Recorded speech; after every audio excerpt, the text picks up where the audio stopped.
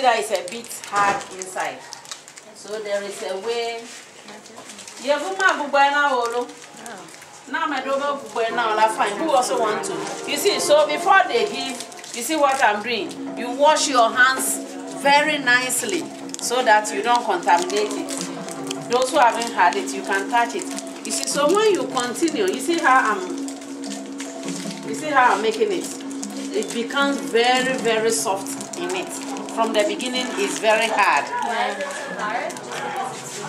Because it has been packed in a box. It has been packed in a box, and it's something that is in a form of paste. So you know when a paste settles for some time, it becomes hard. But the more at least you squeeze it, then it becomes soft. So you give 2 or 3, then you give water. You give 2 or 3, you give water until you know the child is satisfied. And they give this one according to the age and the weight of the child. When they weigh you, there is a chart. There is a chart that will tell you when he's 10 kilos, 2 years, give maybe 16 for a week. So you divide that figure by the number of days. So you know in a day the child is to take 2 or 3 parts.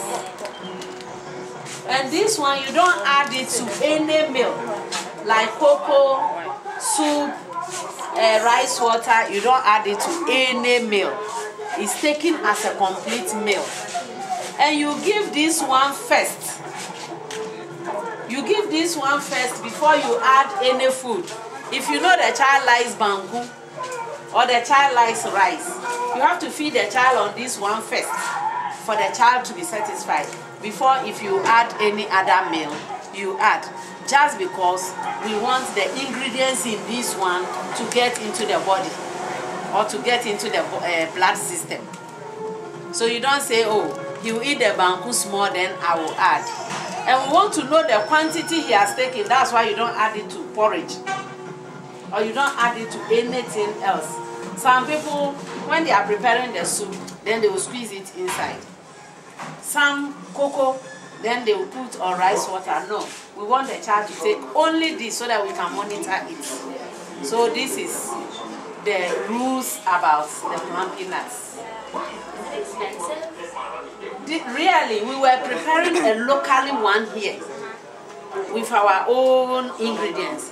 But the Canadians, we were very fortunate to them that they started providing us with this.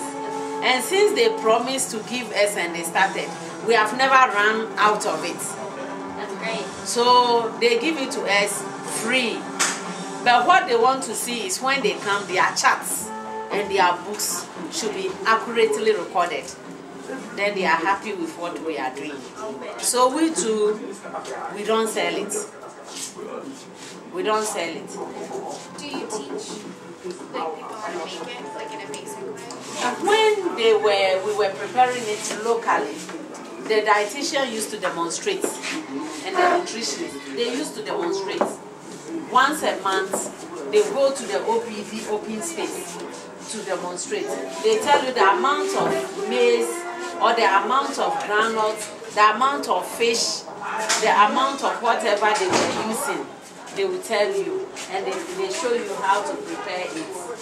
But since, as I'm saying, since we started taking this, we have never run short of it. So we have never gone that line again. The only things we teach is how will you mix maize, granules, beans to get a flour that can really be used for a winning mix, for a winning child, or to add it to complementary, to complement a feed. You see, so for those ones we use the items here. For those ones we use. So if you really want to know the components of this, then you can read on the pack.